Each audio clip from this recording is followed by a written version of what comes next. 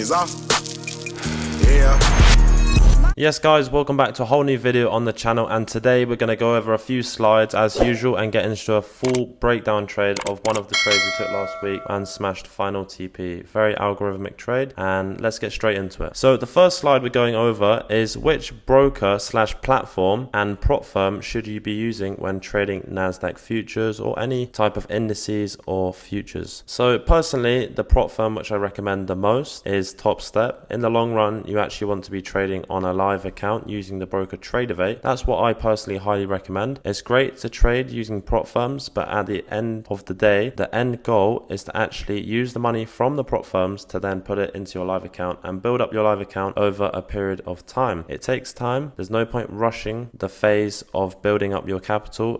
Trading is not something, it's not a get rich quick scheme. It's not something that you're going to see an overnight success. It takes time to build capital, confidence, discipline, and overall good risk management. And that leads us in to the next slide, risk management. First things first, the number one rule with trading ICT is that, or any concepts in general, you never want to take more than 1 to 2 trades in one trading day. So if the first trade you take is a win, doesn't matter how big it is, you're done for the day. Close your laptop, you close your charts, you're done for the day. If that first trade is a loss, then with half position size, so if you usually trade one contract, trade 5 micros, for your second trade, and you'll be looking inside of the next AM session or the next macro. So say you trade the first AM session of 9:45 AM, 10:15 AM macro, then you can take a look at the 10:45 AM to 11:15 AM macro to see if there's any A+ setups which you can execute with half position size. If that second trade is a loss, which can happen sometimes, it's not a problem at all. We're using good risk management here. This doesn't affect us at all. Let's say that second trade was a loss, no worries. In that case, you would close your charts and your laptop and call it a day, and that would you be done for the day. Then you can come back the next trading day still at half position size. So the number one thing, I would say 70 to 80% of trading, it really is the mental side. Many ICT traders or traders in general are profitable. The only thing which holds them back is the mental side of trading.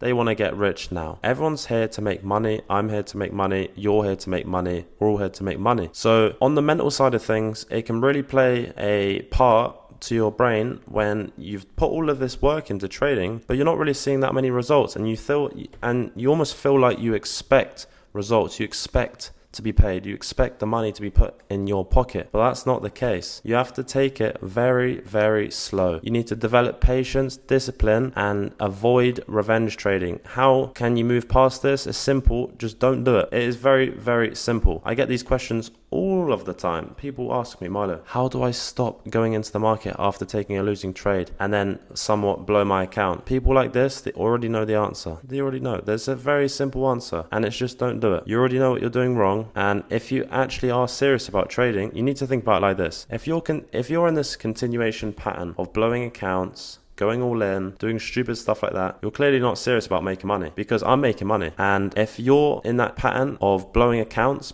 because of the mental side of trading, because you can't control yourself, well, that's because you're not serious about making money. Because if you actually wanted to make money, the slow route in trading is fast route. The fast route, which you try to go down, where you use extra leverage, you use a higher position size, which is claimed as the fast route, is actually the slow route. So it's completely opposite. The slow route is definitely the fast route. You take one trade a day. You don't even have to trade every day. Take 3 trades a week, 2 trades a week, 1 trade a week. You find that clean setup where it meets all of your criteria. You take that 1 trade a week, that's you done. Not a problem. You don't have to trade every day. Who said that? You don't have to trade every single day. And that's where the discipline and patience comes in. You wait for price to offer you the clean setup, and if you do not get it, you do not take it. It doesn't matter if it just price wicks below that previous swing low and you mark that as a displacement. That is not a clear displacement, but you still took it. You still took that trade, and that is just you breaking your rules, and you can expect yourself to lose money and blow your account. If you're going to do stuff which is low probability, you can expect your trading portfolio to be low probability, and it's not going to go up, and your equity over the long term and capital,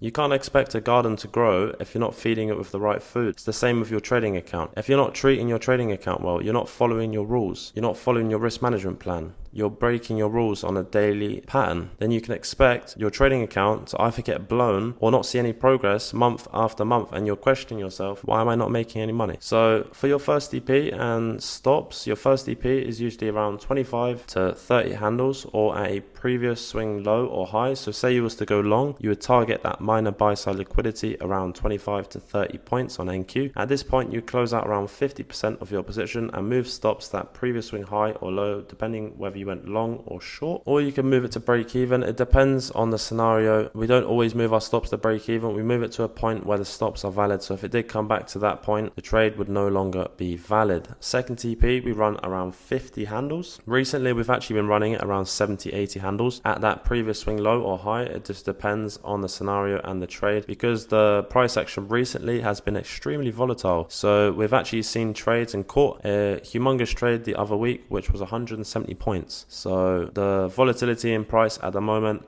is causing us to run our first TPs a bit greater than usual. Second TPs, obviously around 80 handles, and final TP at the moment is usually sitting around 150 points, which is great for us because we're making a lot more money. And we've already gone over this. So obviously many traders are already profitable. They just cannot control their emotions, especially on a rainy day, which they'll flip their accounts upside down. And I've also created a top step 150k example. So you have a max drawdown of 4.5k and a profit target of 9k, and the max contracts you can use is 15 contracts. I recommend you trade using 15 micros. If you're running a 25 handle max stop at $750 risk per trade, you're only looking for a 1 to 3 risk to reward or better, which we never ever take a trade which is offering lower than at least a 1 to 2 risk to reward. I don't think we've ever taken a 1 to 2 inside of the group. It's usually a 1 to 3 or better. Therefore, you'd be aiming for around 2.25k per account with Top Step. You can get actually up to 5 150k accounts with Top Step now. That needs to get updated from 3 to 5. Now let's jump into the next slide. Another slide on risk management. Extremely important. I cannot express it enough.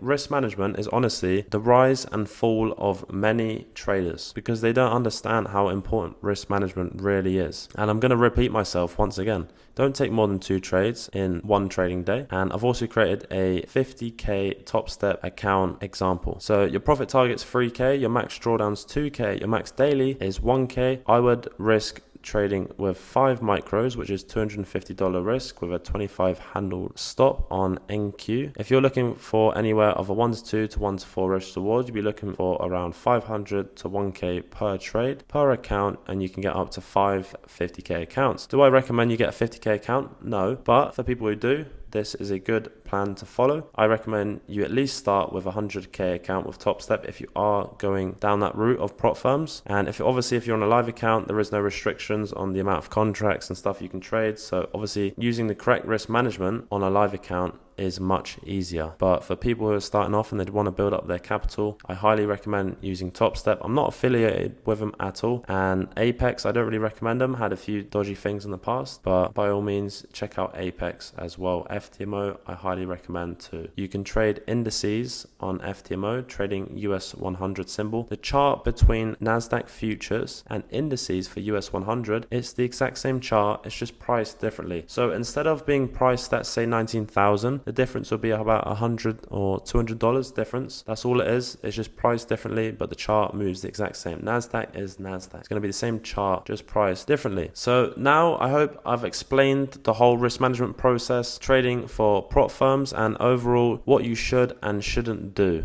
Also, another thing to note, if you're not trading more than 4 full NQ contracts, you should be trading using micros, because otherwise you won't be able to take partials correctly. So if you're trading 4 full NQ contracts, you can close 2 at first TP, 1 at second, and the other at final. If you're trading any less than 4 full NQ contracts, you're going to struggle on your partial taking along the way. So therefore, anything below 4 NQ contracts, you'd be trading on micros. Right, so now we're going to get straight into this full breakdown trade of that massive trade we took on Wednesday. So let's get straight into it. Okay, so getting into the full breakdown trade we took on Wednesday, the 14th of August. So starting on the 15-minute time frame, you want to mark out the obvious highs and lows which have been taken out around 8:30. So we had some high impact news at 8:30, which you can see here. We're going to mark this out as a major sell side liquidity which was created as the wicks low of 8:30. You can see that London highs and London lows have both been taken out, and price has also manipulated above and taken out this major buy side liquidity. So that is something to note in the back of your heads too. So let's start off by marking out the obvious highs and lows on the 15-minute time frame. I also did mark out that this London highs had been swept. We are currently in a massive premium on the higher time frame. You can see that price has not retraced back. Therefore, as we're in a massive premium and price has swept London highs and the major buy side liquidity, going into this session I had a preference and a bias looking for shorts during this AM macro. Right, so now we've marked out the key levels on the 50-minute time frame. Let's drop down to the lower time frame to monitor price prior to the macro to see what it has to offer. Okay, so now we've dropped down to the lower time frame, such as the 1 to 5 minute. I'm currently on the 1 minute. You can see that we have a pair of relatively equal highs, and I've gone over this many times. Equal highs or equal lows are a high probability draw on liquidity for price to take out in the short to medium term. So obviously we're currently in a premium. We've got a bias looking for shorts, and we have a pair of relatively equal highs, which we could look for price to come up, take it out, and then look for a clean setup to go short to target this low here of the 8:30 news wick low, which we marked as this sell side liquidity here. Okay, so now we've marked out these relatively equal highs. Let's monitor price to see how it reacts prior to the macro.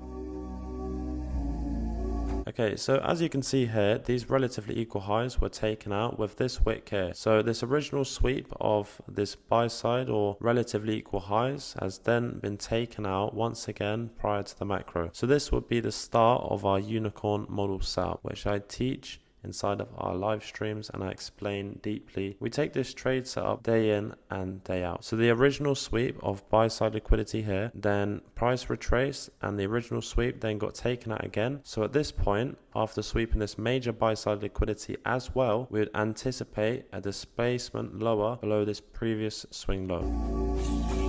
Okay, so there you go. So price prior to the macro has very cleanly displaced lower, taken out that short-term high and swept the major buy side liquidity as well as displacing lower. Therefore, this 1 minute bearish gap is a valid point of entry. However, we are not inside of the macro yet. So let's monitor price even more and wait until the macro to see what price has to offer. And also remember that time comes before price. It doesn't matter if there's an extremely clean setup. You must wait for the macro before you enter any trades. I don't care even if it's 1 or 2 minutes prior to the macro, you do not enter.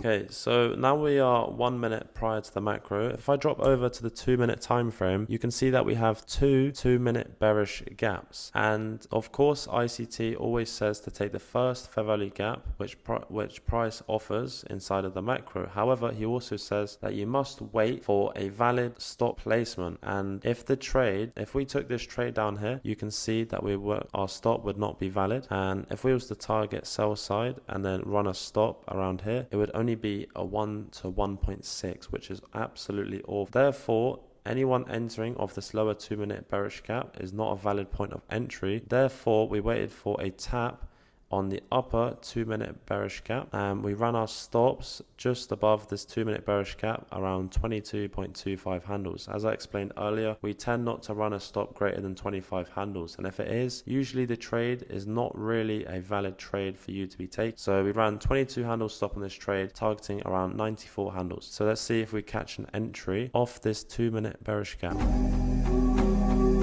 And there you go. So price came up inside of the macro to that upper 1 minute and 2 minute bearish gap. That's where we caught an entry at 19.095. Ran a 22.25 handle stop. Our first TP was at that previous swing low, as I explained. So our first TP, we ran around 40 handles, just around this level here. So we ran it around 40 handles was our first TP. And then our final TP was at 94 points. So around 94.25 handles, which is this sell side liquidity here. So let's see how this trade plays out.